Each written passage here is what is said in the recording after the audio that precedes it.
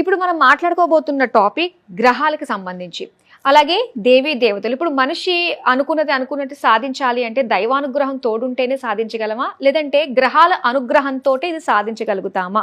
మరి దీనికి సంబంధించి చాలా మందికి చాలా రకాల అనుమానాలు ఉన్నాయి. వాటిని అన్నిటినీ నివృత్తి చేయడానికి మనతో పాటు ఉన్నారు బ్రహ్మశ్రీ తిరుపతి మూర్తి అవధాని గారు. నమస్కారం గురువు గారు. ఓం శ్రీ మహాగణాధిపతయే నమః. గురువుగారు, ఒక దేవీ దేవతని ఆరాధిస్తే మనకి భగవంతుడు అంతా మంచి చేస్తే మనం మంచి సక్సెస్ఫుల్ లైఫ్ని లీడ్ చేస్తామా, లేదంటే గ్రహాల అనుకూలత మన పైన ఉంటేనే మన జీవితం సాఫీగా సాగుతుందా? ప్రతి మనిషికి వివాహం అవుతుంది. మా తాతగారికి వివాహం అయింది, మీ తాతగారికి వివాహం అయింది, అలా ఒక్కొక్క జనరేషన్ వస్తుంది. మనిషి పుట్టగానే ఏం చూస్తున్నారమ్మా? మనిషి పుట్టగానే ఏం చేస్తున్నారు?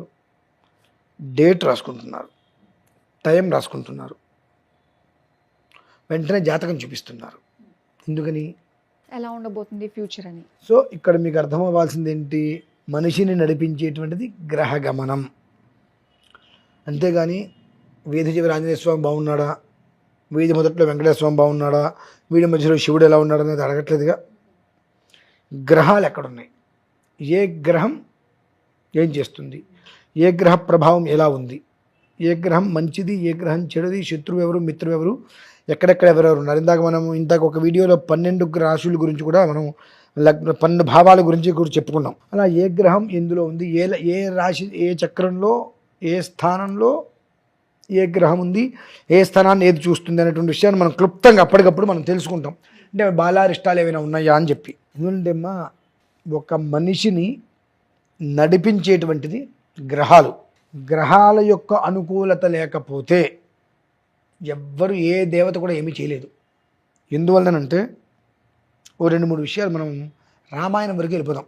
పదండి, జర్నీ చేద్దాం. త్రేతాయుగానికి చేసేసామా? తిరగాలి ఇప్పుడు, తిరగాలి చక్రం ఒకటి.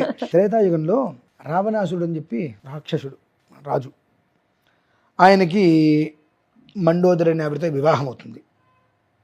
సంతానం ఇంద్రజిత్తు, మేఘనాథుడు పేరు, సామాన్యుడు కాదు. అతను జన్మ సమయానికి రావణాసురుడు నవగ్రహాలందరినీ తీసుకొచ్చి ఒక స్థాయిలో పెడతాడు. ఆ ఒక్క సమయంలో ఇంద్రజిత్తు శీర్షోదయం అంటారు, అంటే గర్భంలోంచి వస్తున్నప్పుడు ఫస్ట్ శిరస్సు ఎప్పుడైతే కనిపిస్తుందో అది సమయం. ఆ సమయానికి ఎప్పుడైతే కనుక ఈ గ్రహాలన్నీ కదలకుండా అలానే ఉంటాయో దీర్ఘాయుష్మంతుడు అవుతాడు. అతన్ని కొట్టగలిగిన వాడు ప్రపంచంగా ఉండడు, ఇప్పటికి కూడా అతను బ్రతికే ఉంటాడు. అటువంటి స్థితిలో నిలబడాలని చెప్పి నవగ్రహాలందరినీ తీసుకొచ్చి కూర్చోబెట్టేశాడు. ఎవరు? రావణాసురుడు. దేవతలందరూ గిజగిజలాడుతున్నారు. రావణాసురుడే మహాక్రూరుడు, అవసరానికి అకృత్యాలు చేస్తాడు. ఇంద్రజిత్తు పుట్టిన దగ్గర నుంచి అకృత్యాల్లోనే ఉంటాడు. అంతకు మించిన క్రూర చర్య కలిగిన వ్యక్తి. ఈ సమయంలో వాడు జన్మిస్తే మనం బ్రతుకుతామా? మన బ్రతుకులేంటని దేవతలందరూ కూడా గిజగిజలాడతారమ్మా. అందరూ గిజగిజలాడి శని దగ్గరికి వచ్చి స్తోత్రం చేస్తారు. నువ్వు ఒక్కడివే కాపాడగలిగేవాడివి, నీ అనుగ్రహం ఉంటే లోకాలు బాగుపడితే, నీ అనుగ్రహం లేకపోతే సర్వనాశనం అయిపోతాయి. ఇప్పుడు నీ అనుగ్రహం వాళ్ళకు ఉండకూడదు, వక్రగతి కావాలి అని దేవతలందరూ స్తుతిస్తారు.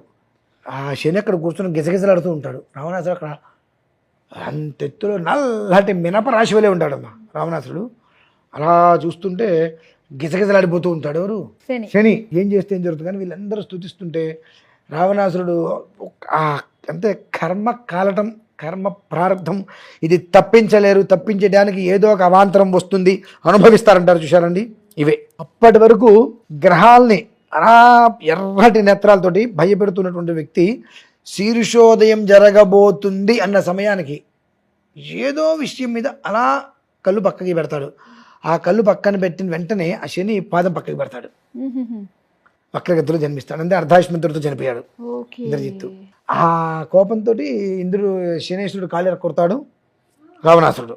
ఏమనుకుంటున్నారండి అంటే ఒక మనిషి జాతకాన్ని పూర్తిగా కూడా నిలబెట్టేవి పడేసేవి గ్రహాలే. 2 శని అంటే మనం భయపడతాం. ఆయన పీడా కాదు, పిశాచము కాదండి.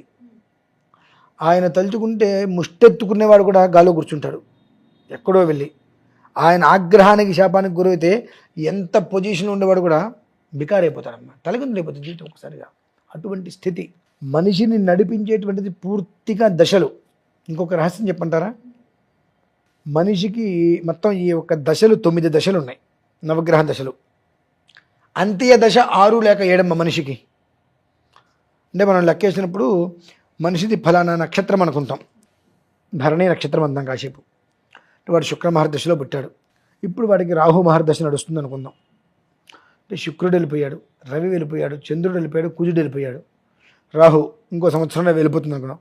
5 దశలు దాటిపోయాడు. వాడి వయసు 40 నెలల, 5 దశలు దాటిపోయాడు. వాడు ఇంకో చూస్తే 1-2 దశలు చూసేది అంత్యదశ అంటారు వాటిని. అయితే ఆ 2 దశలు పెద్దవి మళ్ళీ. అంటే 5 దశలకి 40 ఏళ్ళు వస్తే ఈ 2 దశలకి 40 ఏళ్ళు ఉంటాయి ఇంచుమించుగా దగ్గరగా. అంటే ప్రతి మనిషి జీవితంలో అతను పుట్టిన నక్షత్రాన్ని అనుసరించి 6 లేక 7 అంత్యదశ. అంతే. 7వ దశ వచ్చిందంటే సిద్ధంగా ఉన్నట్టే. ఇంకా కొన్ని చిన్న దశలు వస్తాయి, కొన్ని పెద్ద దశలు వస్తాయి. ఆ పెద్ద దశలు వచ్చినప్పుడు కొంతమంది 4వ దశలో 3వ దశలో కూడా వెళ్ళిపోవచ్చు. ఎందువల్లనంటే ఏదైనా గండాల్లో జన్మిస్తే దాన్ని మనం తెలుసుకోలేకపోతే పెద్ద వయసు రాకుండానే నడి వయసులోనే ఆ లగ్న ప్రభావము, రాశి ప్రభావము, దశ ప్రభావంతో అందులో ఉండేటువంటి శత్రుత్వ గమనాలు ఎక్కువ ఉంటే బలవన్మరణానికి పాల్పడుతూ ఉంటారు. కొంతమంది బలవన్మరణానికి పాల్పడి కూడా కర్మ అనుసరించేటువంటిది ఉంటుంది కాబట్టి తిరిగి వస్తారు కూడా. ప్రతిదీ వాడు చావాలా బ్రతకాలా, ఆయన నిర్ణయం లేని మనం ఏం చేయలేం. మరి దేవుళ్ళు మనకు శక్తిని ఇస్తారు, వాళ్ళు మనకు శక్తిని. ఇప్పుడు ఒక దశ ఉంది, ఆ దశ ప్రకారము మితిమీరిన కష్టాన్ని నువ్వు అనుభవించాలి, అతని గ్రహస్థితే అది. అంటే 2.5 సంవత్సరాలు నీకు కష్టాన్ని ఇస్తాడు, విపరీతమైన కష్టాన్ని అనుభవించాలి. ఆ 2.5 సంవత్సరాలు 3 సంవత్సరాలు కష్టాన్ని అనుభవిస్తే తర్వాత రాజయోగాన్ని ఇస్తాడు నీకు. కానీ ఈ కష్టాలను అనుభవించడానికి నీకు శక్తి కావాలిగా. కాబట్టి భగవంతుని ఆరాధించు.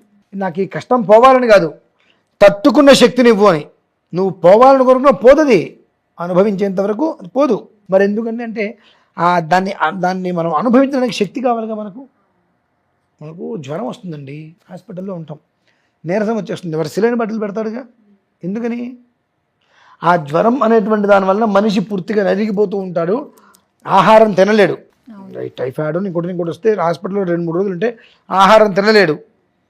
కానీ వాడికి నీరసం రాకుండా ఉండాలంటే అసలేనే వాడిని కాపాడుతూ ఉంటుంది. అది ఎలా అయితే కనుక ఆ మన జ్వరంతో ఉన్నటువంటి మనిషికి సిలైన్ ఎక్కించి, నీరసంగా ఉన్నటువంటి మనిషికి జ్వరంతో సిలైన్ ఎక్కిస్తే వాడికి ఎలా అయితే ఓపిక వస్తుందో, ఆయన ఈ గ్రహస్థితి ప్రభావరీత్యా నానా అగచాట్లు పడుతుంటే వ్యక్తి భగవదారాధన చేసుకోవడం వలన దాన్ని తట్టుకొని నిలబడగలిగే శక్తి వస్తుంది. దాన్ని తట్టుకొని నిలబడగలిగే శక్తి 2.5-3 ఏళ్ళు నువ్వు ఉండగలిగేవా, తర్వాత వచ్చేటువంటి యోగానికి 1000 రెట్లు నీకు తోడుగా నిలబడుతుంది. అందువలన భగవదారాధన చేయాలి. ప్రతిరోజు గ్రహాల్ని ప్రార్థించాల్సిందేనమ్మ. శుక్రాంగారక బుధ బృహస్పతి శనైశ్చర రాహు కేతు సోమ సహిత ఆదిత్యాది నవగ్రహాయై నమః. మనకు వచ్చేటప్పుడు శ్లోకం ఆదిత్యాది సోమాయ మంగళ విధాచారం. మనం అనుకుంటే మాకు వచ్చేటప్పటికి శుక్రుడి నుంచి మొదలొస్తుంది. శుక్రాంగారక బుధ బృహస్పతి శనైశ్చర రాహు కేతు సోమ సహిత ఆదిత్యాది నవగ్రహాయై నమః నమస్కారం అనేటువంటిది మనకు చాలా అవసరం. కాబట్టి ప్రతిరోజు ఈ నవగ్రహాలు ధ్యానం చేసుకోవటం వలన మంచి జరగకపోయినా వాళ్ళ నుంచి మనకు కీడు జరగకుండా ఉంటుంది. 9 సార్లు ఆదిత్య సోమ అయినా సరే నమస్కారం చేసుకొని ఆ తర్వాత మనం భగవంతుడికి నమస్కారం చేసుకుంటే మంచి అనేటువంటి విషయం పక్కన పెడితే చెడు జరగకుండా ఉంటుంది. చెడు మనకు జరగలేదు అంటే మనకు క్షేమంగా ఉన్నట్టేగా. కాబట్టి మనిషి జీవితం అనేటువంటిది నవగ్రహ విధానాన్ని అనుసరించి ఉంటుంది. కాబట్టి జాతకం చూస్తున్నప్పుడు కొన్ని అడగడానికి కూడా మేము భయపడతాం. మొన్న ఒకళ్ళిద్దరు వస్తే కొన్ని ప్రశ్నలు అడిగా, వాళ్ళు తర్వాత పాపం రావటం మానేశారు. అంటే ఎలా ఉంటుందంటే, మన దగ్గరికి ఒక మనిషి వచ్చారు అంటే తన జీవితం గురించి తెలుసుకోవాలని వస్తారు. కొంతమంది ఏం చెప్తాడు అని కూడా వస్తారు. వాడి జీవితంలో జరిగినవన్నీ కొన్ని చెప్పేటప్పటికి వామ్మో మన జీవితం మొత్తం ఆయనకి తెరిచిన పుస్తకం లాగా అయిపోయింది అని చెప్పి మళ్ళీ మనకు కనిపించుకొని వెళ్ళిపోతారండి. అటువంటి వాళ్ళు చాలామంది ఉంటారు. మాకు ఇస్తారు తీసుకొచ్చి కొన్నిసార్లు కొన్ని సంబంధం లేని డేట్ ఆఫ్ బర్త్లను ఇస్తూ ఉంటారు పరీక్ష పెట్టడం కోసం. చూడంగానే అర్థమవుతుంది ఇది ఆహా అని చెప్పి. వాళ్ళకి ఎలా సమాధానాలు చెప్పాలో అలా సమాధానం చెప్పి పంపిస్తాం. కొంతమంది అసలు నా జీవితం గురించి నా నిజంగా చెప్తారో చెప్పడానికి తెలుసుకోవడం కోసం వస్తారు.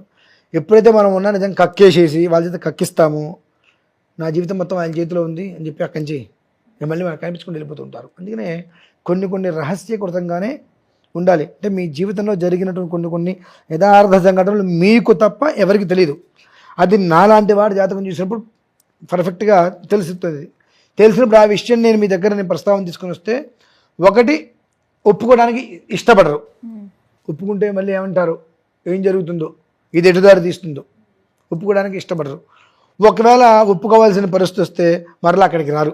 ఇవి జరుగుతాయి. అందుకని కొన్ని దాచేసేసి కొన్ని ఇబ్బందులు జరుగుతుంటాయి, జరగరాని ఇబ్బందులు కొన్ని జరుగుతాయి. దాని నుంచి మనం ఎలా బయటపడాలనే మార్గాన్ని అన్వేషించి బయటపడితే ఈ రకంగా వెళ్తుంది అని చెప్తే వాళ్ళకు కూడా అమ్మయ్య మన విషయం పూర్తిగా తెలియలేదు ఏదో అనుకుంటారు. తెలిసి అడిగితే గుండెకి చచ్చిపోతారు కొంతమంది, కాదమ్మా? అవునండి. కాబట్టి అన్నీ చెప్పం, కొన్ని చెప్తాం. అది కేవలం దీని రీత్యానే నడవాలి. గ్రహస్థితి అనుసరించి గ్రహం ఎత్తా నడిపితే అలా నడిచే వాళ్ళం మనం, అది అలానే నడుపుతుందమ్మా, అంతే పరిస్థితి. చాలా బాగా వివరించారు గురువు గారు. ముఖ్యంగా ఏంటంటే ఏ ప్రాబ్లం వచ్చినా కూడా మనం ఫస్ట్ దేవుడిని స్మరించుకుంటూ ఉంటాము. గ్రహాలని ఓన్లీ శని ఉన్నప్పుడు మాత్రమే త్రయోదశి నాడు చుట్టూ తిరగడానికి వెళ్తూ ఉంటాము.